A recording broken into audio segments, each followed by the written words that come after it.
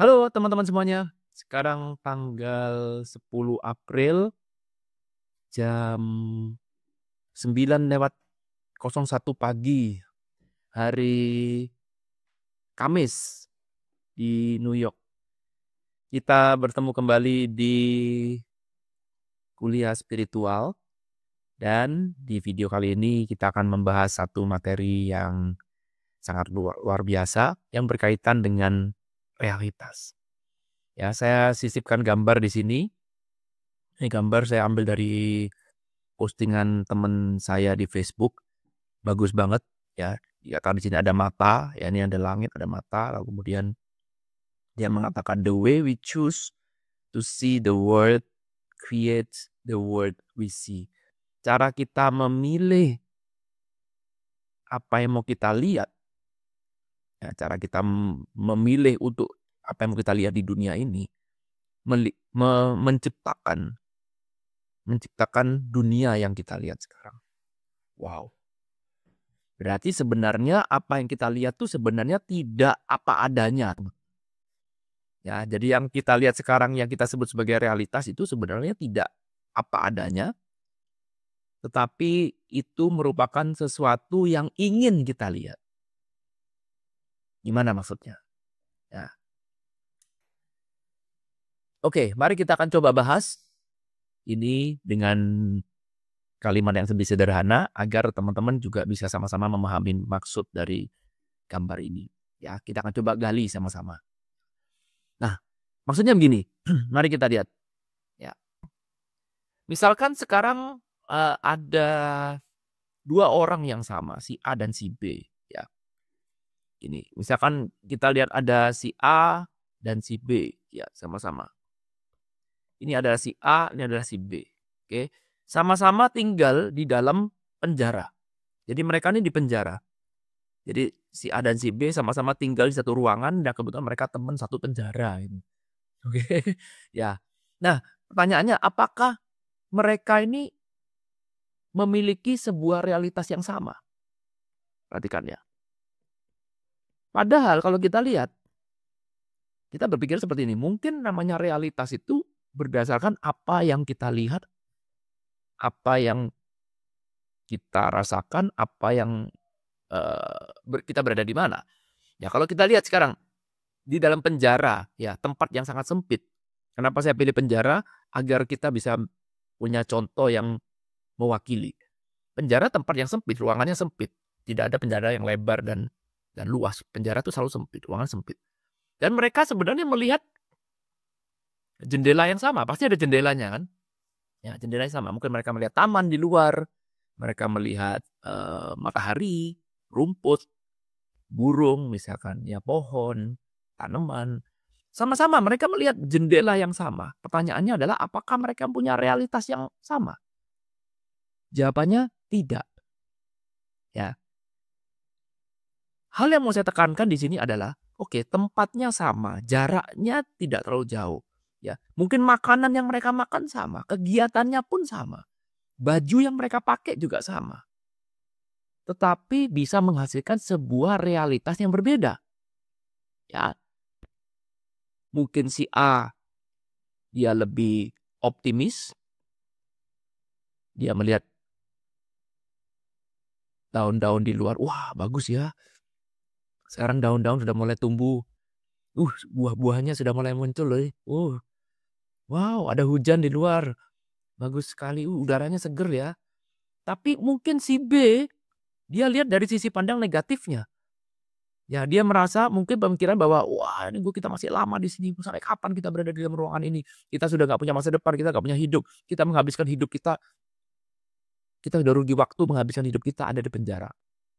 Ya, ingat dunia itu mengandung polaritas. Polaritas. Bahwa segala sesuatu hanya bisa ada kalau ada positif dan negatifnya. Ya, sehingga kalau kamu mau cari satu keadaan, ya, mereka yang dia lihat satu. Yang mereka lihat satu. Misalkan mereka melihat A. Karena A ini ada, eksis, maka A ini pasti kamu bisa lihat dari sisi positif atau sisi negatifnya. Dan dua-duanya benar. Karena mereka semua ada. Bagaimana si A bisa melihat positif, si B bisa melihat negatif? Itu semua tergantung dari pilihan. Artinya choice, choose nih di sini. Ada choice, ada pilihan yang dipilih, ada opsi yang dipilih. Jadi realitas ini adalah hasil dari sebuah pilihan. Bisa ikutin nggak? Jadi kenapa kok sekarang tempatnya sama, makanannya sama, jendela yang dilihat sama, ruangannya sama, bajunya sama, berada di waktu yang sama. Jarak tidak begitu jauh. Kenapa bisa realitasnya berbeda? Kenapa realitasnya berbeda? Karena pilihannya, apa yang dia pilih berbeda. Karena ada pilihan. Ini membuktikan bahwa setiap kali segala sesuatu yang ada itu ada pilihan. Kita boleh memilih positif, ya kamu benar, kamu pilih negatif, ya kamu benar. Sama-sama itu benar. Kita tidak bisa memperdebatkan. Bahwa kalau B melihat sisi negatifnya, kalau A lihat sisi positifnya, kita tidak bisa bilang, lalu yang paling benar yang mana? Tidak bisa. Ya, ketika ini sudah menjadi realitas, maka ini udah pasti dianggap benar. Nah, gitu aja. Jadi kalau misalkan A punya realitas positif, maka itu bagi A adalah benar. Demikian juga dengan B, B punya realitasnya sendiri, maka ini pun juga dianggap benar. Setiap realitas yang sudah disetujui, maka dia akan dijalankan, maka itu pasti benar. Bukan cuma pasti benar, masing-masing dari mereka akan berusaha untuk mempertahankan kebenaran ini. Jadi kalau sekarang kamu berbicara dengan si B, lalu kemudian kamu ngeyel menyampaikan realitas yang tidak sama dengan realitasnya si B, maka si B akan ngotot. Si B akan mempertahankan, tapi, ya nggak bisa gitu dong, ya nggak segampang itu dong, kenyataannya kan begini, tapi. Apakah si B salah? Enggak. Karena sudah menjadi realitasnya. Oke, dan kalau ini sudah jadi realitas, maka ini akan menjadi hidup kamu. Ini akan menjadi nasibmu. Alias ini menjadi hidup kamu. Ya, ini juga akan menjadi hidupnya. Perhatikan, sama-sama ada di dalam satu ruangan. Bisa punya cerita yang berbeda, bisa punya realitas yang berbeda. Nah, ini adalah poin yang mau kita pelajari dalam video ini, yang mau kita tekankan dalam video ini. Bahwa setiap orang itu menjalankan realitasnya masing-masing. Setiap orang menjalankan hidupnya masing-masing. Biarpun dia di tempat yang sama, pakai baju yang sama, makanan yang sama, tidak berarti bahwa hidupnya sama. No, hidupnya berbeda. Lalu apa yang membuat dia berbeda? Meskipun tempatnya sama, apa yang membuat perbedaan itu? Yes, ini dia kata kuncinya, teman-teman. Perbedaan itu adalah pilihan. Ajaran spiritual itu selalu mengatakan fokusnya adalah pada pilihan ini. Karena begitu kamu menyadari, kalimat ini, menyadari. Apa yang disadarin?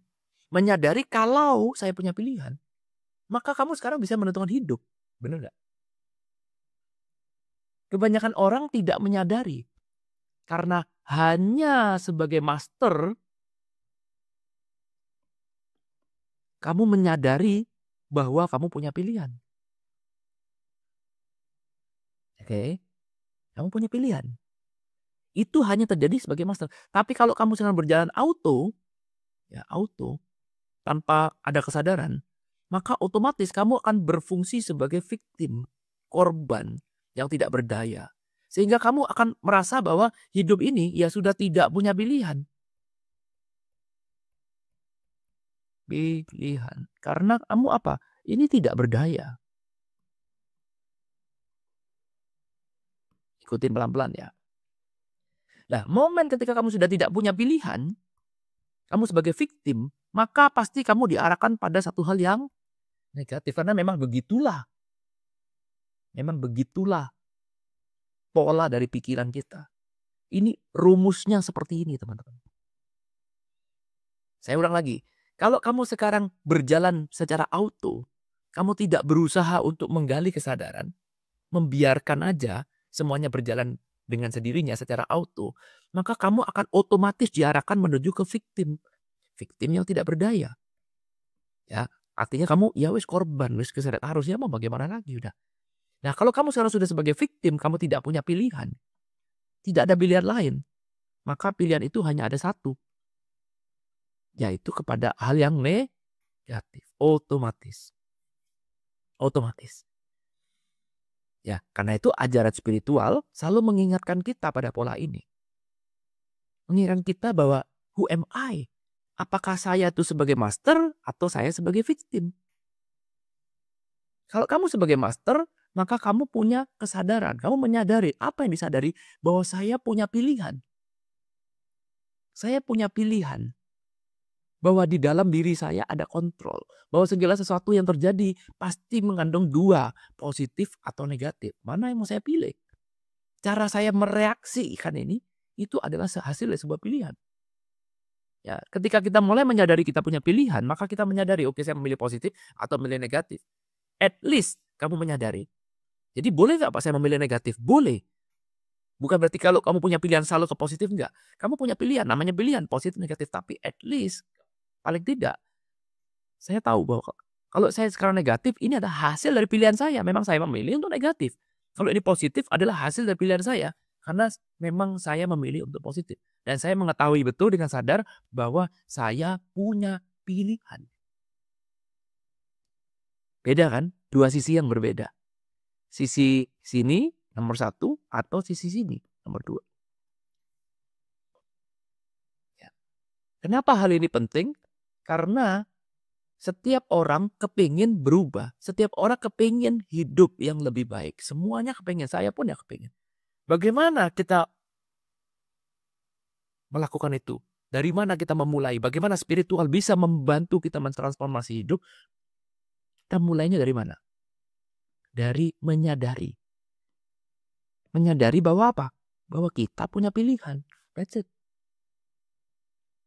Bahwa realitas kita ini yang sekarang kita lihat nih, apa adanya sekarang ini, berbeda dengan orang lain. Dari mana realitas kita itu muncul? Dari pilihan yang kita ambil. Apakah kamu menyadari setiap kali kamu mengambil pilihan itu? Oke. Terakhir saya kasih contoh. Ya, terakhir nih saya kasih contoh ya. Nah, misalkan ada contoh lain lagi. Ada si A, ada si B. Contoh aja ya. Lalu kemudian si B bilang, si A, kamu itu bodoh banget. Goblok banget. Oke.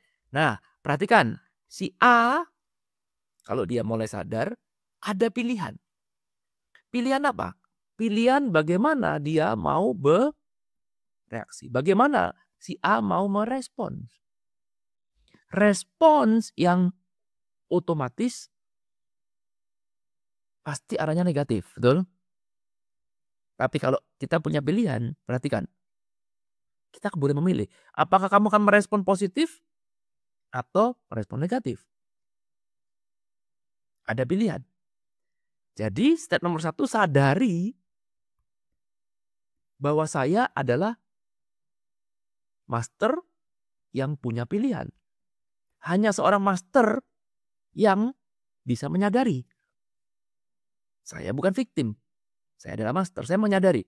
Bagaimana cara saya meriak? Apakah saya akan meriak positif atau saya akan meriak negatif? Fokusnya ke internal. Kita tidak pernah fokus ke eksternal. Bahwa si B menghina si A, kita fokusnya di A ya. Si B ini adalah eksternal. Kita nggak bisa mengontrol B. Kita nggak bisa mengontrol mulutnya orang. Kita nggak bisa ngatur-ngatur orang. Nggak bisa. Ini ada faktor eksternal yang di luar dari internalnya A. Sehingga fokus kita bukan diarahkan bagaimana kita mengatur si B, mengontrol si B, tapi lebih ke arah internalnya. Apa yang bisa kita kontrol? Internalnya. Apa yang bisa kita kontrol? Pilihan. Pilihan untuk apa? Pilihan untuk merespon. Disinilah letak yang namanya free will. Oke? Free will itu adalah kebebasan untuk memilih. Kamu tidak di sini, ini di luar jangkauan kita. Kebanyakan orang fokusnya ke sini. Dia menyalahkan si B, gara-gara si B hari saya rusak. Gara-gara si B saya jadi marah, gara-gara dia. Carinya di luar. Bagaimana caranya mengubah si B ya? Bagaimana agar si B nggak begitu lagi? Bagaimana agar si B kapok menghina saya? Bagaimana caranya? Fokusnya keluar terus. Energi habis dipakai untuk mengontrol satu hal yang tidak bisa kita kontrol. Mungkin bisa dikontrol, yes, oke lah kalau gitu. Tidak bisa kita kontrol 1% enggak. Ya, mungkin si B pegawaimu takut sama kamu karena dia butuh gaji dari kamu, dia pura-pura nurut dengan kamu, ya bisa juga kan. Tapi pada prinsipnya tetap saja orang lain ya orang lain. Si B mau ngomong apa, si B mau ngonten apa, si B mau komen apa, kita tidak bisa kontrol. Itu bukan free will-nya.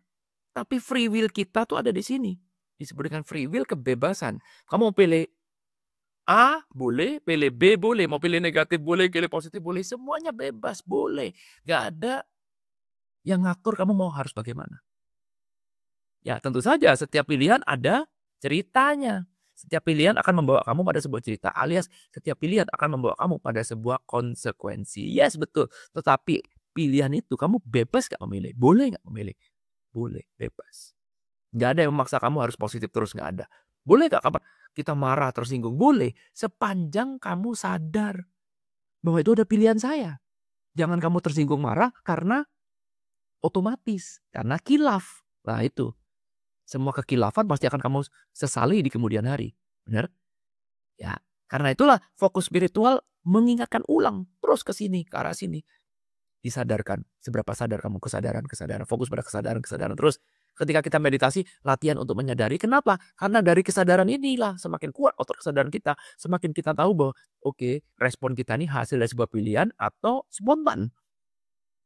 Atau satu hal yang auto. Gitu ya.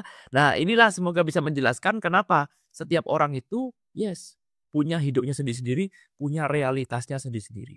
Ya, dari video ini kita mulai sadar sekarang fokus ke dalam diri kita ya bahwa kalau ada orang lain berpikir negatif, ada orang lain berpikir tidak sama dengan kita, ya wajar memang hidupnya dia. Kalau ada orang yang tidak setuju dengan pendapat kita, dengan realitas kita, ya itu pendapatnya dia. Hormatin setiap orang punya journey-nya masing-masing. Ya, kita boleh sharing, nggak boleh memaksa. Ya, super terakhir lagi. Itu paling gampang. Cari uang gampang apa susah? Ayo, cari uang gampang apa susah? Simple, ya. Cari uang, earn money, cari uang. Gampang apa susah? Ya, balik lagi. Kamu mau bilang cari uang gampang? Ya benar. Kamu mau bilang cari uang susah? Ya benar juga. Mari kita sama-sama jalanin realitas kita masing-masing. Pertanyaannya untuk direnungkan adalah, kalau ada pilihan, lalu kenapa kamu mesti memilih pilihan yang tidak kamu mau? Renungan itu.